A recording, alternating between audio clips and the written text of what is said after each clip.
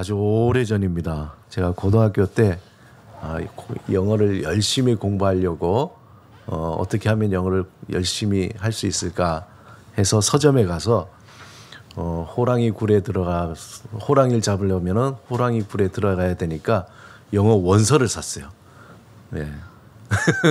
원서를 샀는데 한 권을 딱 선택했어요. 이렇게 책이 쫙 그 당시에 이제 뭐 이렇게 뭐 시사 영어사에서 나오는 이제 영문판이 있어요. 딱 하나 선택했는데 한 권을 선택했어요. 그 책을 선택한 이유는 딱 한 가지입니다. 첫째, 얇다. 또 이렇게 펼쳐보니까 글자 수가 별로 없다. 그러면 이제 조금 도전해 볼 만하다. 그렇게 해서 영어책을 사가지고 집에 돌아왔습니다. 돌아와서 책의 첫 페이지를 펴서 읽는데 다 대화체예요. 별로 어려운 것 같지 않아요. 대화체인데 어려운 것 같지 않은데 도대체 무슨 말인지 모르겠더라고요. 결국 끝까지 읽는 것을 포기하고 말았습니다. 그 책의 제목이 그 유명한 고도를 기다리며였습니다. 아이고 참. 영어 제목이 말 그대로 Waiting for Godot라고 돼 있는데, 예, 제가 당시에 이 사무엘 베케트 작가이면서도 사진을 보니까 너무 멋있지 않아요? 예, 영화 배우라고 해도 손색이 없을 정도의 인물입니다. 사무엘 베케트의 그 유명한 고도를 기다리며 그 진가를 모르고 함부로 덤볐다가 큰 낭패를 당했습니다. 너무나 잘 알죠. 고도를 기다리며 베케트의 부조리 그게 대표적인 희극입니다. 내용을 딱 한 줄이 아니라 이렇게 한 문장으로 요약한다면은 두 사람이 고도를 기다림, 이게 끝이에요. 읽어보면은 그냥 뭐 무슨 내용인지 결국 두 사람이 고도를 기다리다가 그냥 끝나는 거예요. 나무 한 그룹뿐인 어느 시골에 두 주인공, 이름이 블라디미르와 에스 트라공이라는 두 사람이 고도라는 사람을 기다리는 거예요. 그런데 이들은 자신들이 고도를 기다리는 그 장소가 정확히 어딘지 또 그가 언제 오는지 아무도 몰라요. 그냥 대충 기다리는 거예요. 그 사람이 온다 그러니까 기다리는 거예요. 오랫동안 그렇게 기다리는데 어느새 그들에게 고도를 기다리는 것이 습관이 돼서 아침 해가 뜨면은 그냥 당연히 나와서 또 고도를 기다리는 거예요. 그리고 집에 저녁이 되면 집에 들어갔다가 그 다음 날이 되면 또 나와서 고도를 기다리는 거예요. 에스트라공은 어제 일을 제대로 기억도 못해요. 어제 만약에 고도가 안 왔다면은 오늘 안 오겠지 그런데 기억을 못하니까 또 고도를 기다리는 거죠. 그리고 블라디미르에게 여기를 떠나자고 또 얘기를 합니다. 그럴 때마다 블라디미르는 야, 고도를 기다려야 돼. 그가 이제 올 거야. 고도를 기다려야 돼. 그리고 오랜 시간이 흐르고 해질 무렵쯤에 한 소녀가 딱 등장을 합니다.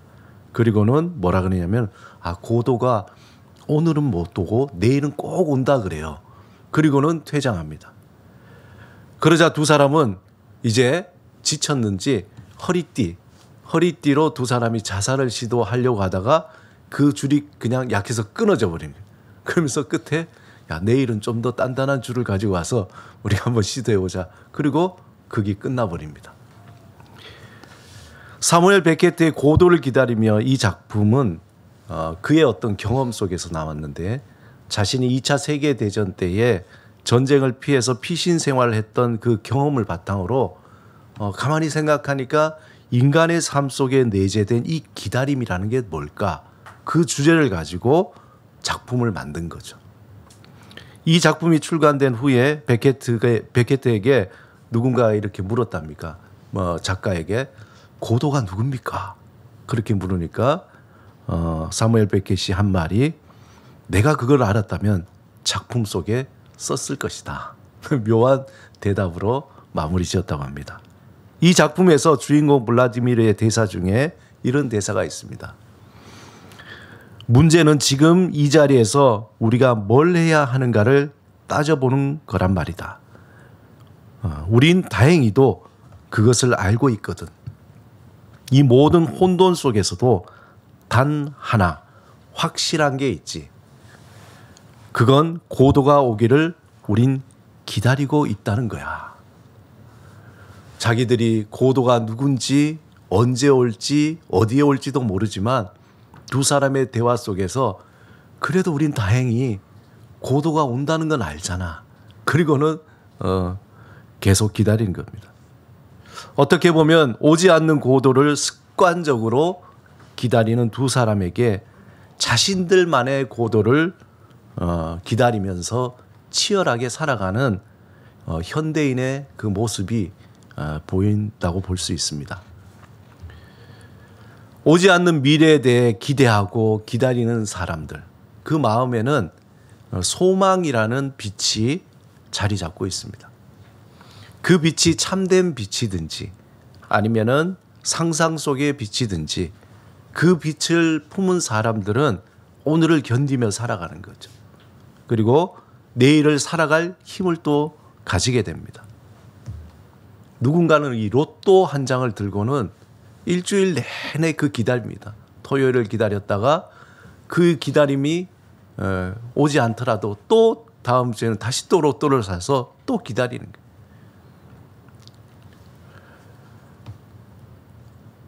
누군가는 어제 이룬 성공에 대한 확신이 있어요. 어제까지 내가 이렇게 잘 살아왔으니까 그 확신을 바탕으로 해서 내일도 어떤 성공이 올 거야 라고 그 성공이 하나의 자신의 소망의 빛이 되는 거죠. 그리고는 또 기다립니다. 그런데 모든 사람들이 자기만의 어떤 고도를 기다리며 자기만의 어떤 소망의 빛을 가지고 있는데 그 빛이 사라져 버릴 때 깊은 절망으로 불안함과 두려움의 늪에 빠지게 됩니다. 그때에 내가 확신했던 그 소망에 대해서 의심이 들 때, 그 의심이 들게 되면은 좀 더 확실한 소망을 찾기 시작합니다. 그렇잖아요. 로또가 더 확실한가? 아니면 로또보다 더 확실한 다른 게 있을 것인가? 나의 성공의 확신이 아니라 다른 무언가가 확신이 드는 그런 소망을 찾아 나서는 거죠. 그리고 많은 사람들이 결국 가장 확실한 소망은 돈이라는 결론을 내립니다. 이 돈이야말로 가장 나에게 확실한 소망이다. 그리고 돈이 곧 고도가 되어서 습관처럼 돈을 기다리며 정신없이 살아가게 되죠. 매일매일마다 그 고도가 돈이 고도가 되어서 그 돈이 나에게 왕창 오기를 기다리기를 매일매일 습관처럼 살아갑니다. 오늘 본문 17절 18절에 보면은 내 마음으로 죄인의 형통을 부러워하지 말고 항상 여호와를 경외하라. 정령이 내 장래가 있겠고 내 소망이 끊어지지 아니하리라. 죄인의 형통이라는 것이 무엇이냐? 이 의미는 여호와를 경외하지 않는 자입니다. 여호와를 의지하지 않고 세상에 보암직하고 먹음직하고 탐스러운 것에 귀를 기울이며 그것이 곧 소망이라고 생각하고 의지하고 또 그것에 귀를 기울이며 살아가는 사람들입니다. 그 과정에는요, 세상에 그 보암직하고 먹음직하고 탐스러운 것을 찾는 그 과정 속에 그 과정에는 사랑도 없어요. 자비도 포용도 용서도 배려도 없습니다. 그냥 내가 보암직하고 먹음직하고 탐스러운 것을 그것을 취하기 위해서는 온갖 수단과 방법을 가리지 않는 것이 이 세상의 삶입니다. 오직 자신만의 고도를 기다리며 그것을 취하기 위해서는 모든 시간과 열정을 다 사용해요. 그거 외에는 관심이 없어요. 그러니까 하나님이 관심이 없는 거예요. 하나님은 관심이 없고 오히려 소위 말해 돈이 되는 것에는 온통 관심이 되어서 그것에 마음과 시간을 다 쏟아냅니다. 그것에 대해서 지혜자는 내 마음으로 죄인의 형통을 부러워하지 말고 항상 여호와를 경외하라. 그러면은 정령이 내 장래가 있겠고 내 소망이 끊어지지 않겠다는 거예요.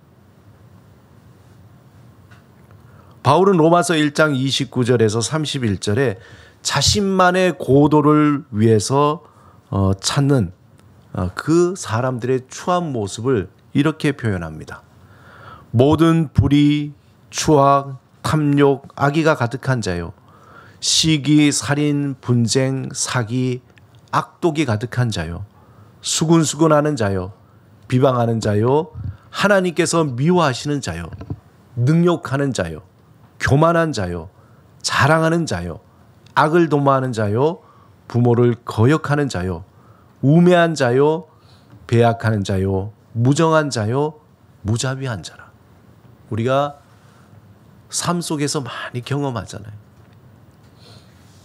이 세상에는 다 가문이설로 겉은 그렇지만 자신만의 고도를 위해선 어제 친했던 사람이 적이 되고 무자비하고 속이고 교만하고 그러한 모든 것들이 난무하는 것이 이 세상이라는 거죠. 오늘 본문에서 지혜자는 항상 여호와를 경외하라. 그리하면 반드시 내 장래가 있고 내 소망이 끊어지지 않을 것이다. 여러분 이것을 믿으십니까? 네, 대답이 아주 약해요. 지혜자가 말하는 이 소망이라는 것은 이 세상이 말하는 소망과 본질적으로 다르다는 거예요. 베드로는 그 소망을 예수 그리스도 안에 찾았습니다. 예수 그리스도 안에서 세상의 그 소망과 본질적으로 다른 소망을 찾았는데 그도 자신만의 고도를 기다리면서 날마다 습관적으로 고기를 잡던 어부였습니다. 아침이 되면은 일어나서 갈릴리 호수에 배를 띄우고 날마다 자신만의 고도를 찾기 위해서 그물을 던지고 거뒀습니다. 어떻습니까? 어떤 날은 거둬지지만 어떤 날은 계속 빈 그물만 거두는 거죠. 그러다가 예수 그리스도를 만난 후에는 더 이상 헛된 소망을 건지기 위해서 그물을 던지는 삶을 살지 않게 된 것입니다. 예수 안에서 얻은 새로운 소망을 위해서 새로운 삶을 살게 된 것입니다. 그는 그 소망을 세상 사람들이 찾는 어떤 신기루와 또 같은 소망이 아닌 살아있는 소망, 산 소망, 리빙 호프라고 표현합니다. 구체적으로 베드로는 그의 편지에서 성도들에게 예수 안에 있는 산 소망이 어떠한 것인지 확신하며 전하고 있습니다. 베드로전서 1장 3절 4절 우리 같이 함께 읽겠습니다. 시작. 우리 주 예수 그리스도의 아버지 하나님을 찬송하리로다. 그의 많으신 긍휼대로 예수 그리스도를 죽은 자 가운데서 부활하게 하심으로 말미암아 우리를 거듭나게 하사 산 소망이 있게 하시며 썩지 않고 더럽지 않고 쇠하지 아니하는 유업을 있게 하시나니 곧 너희를 위하여 하늘에 간직하신 것이라. 베드로는 우리가 살아가는 삶이 비록 힘들고 또 어렵고 내 생각대로 잘 풀리지 않고 내 생각대로 잘 되어지지 않다고 실망하거나 좌절하지 말고 이 세상이 주는 썩어지고 더럽혀지고 쇠하는 그러한 소망을 쫓지 말라는 겁니다. 오히려 그는 하늘에 속한 산 소망을 바라보며 믿음으로 순간순간 살아가는 거죠. 쉽지 않죠. 보이지 않으니까. 이 세상이 주는 소위 썩고 쇠하고 없어질 그 소망은 오히려 더 우리 눈에 잘 보여요. 마치 그것이 구체적으로 우리 손에 잡힐 것 같아요. 만져질 것 같아요. 그리고 우리를 행복하게 할 것 같아요. 그러므로 산 소망을 위해서 믿음으로 순간순간 살아가는 거죠. 믿음으로. 보이지 않지만 한 걸음 한 걸음 믿음으로 살아가는 겁니다. 베드로전서 1장 13절에 그는 이렇게 권면합니다. 그러므로 너희 마음의 허리를 동이고 근신하여 예수 그리스도께서 나타나실 때에 너희에게 가져다 주실 은혜를 온전히 바랄지어다. 허리를 좀 동이고 그리고 결단해서 하루하루 그렇게 살아가라는 겁니다. 이 세상의 시간 속에서 사람들을 이끄는 가장 강력한 힘인 바로 만몬, 돈입니다. 이보다 더 강력한 건 없을 거예요. 저나 여러분이 가장 연약한 부분이잖아요. 가장 우리가 쉽게 무너지는 아킬레스건이잖아요. 흔히 돈 앞에 장사가 없다 그러죠. 돈이면 다 되는 것처럼 보여지는 세상입니다. 그것이 이 세상의 논리예요. 공중 권세 잡은 자의 논리입니다. 사마천 4기에 보면 이런 말이 있다고 해요. 자기보다 10배 부자면 그를 헐뜯는데 나보다 한 10배 정도 되면 아유 뭐 잘 살아봐야 뭐 어떠냐. 지가 뭐 가져봐야 어떠냐. 그렇게 헐뜯는다 그래요. 그리고 자기보다 100배 부자면은 그를 두려워하는 거야.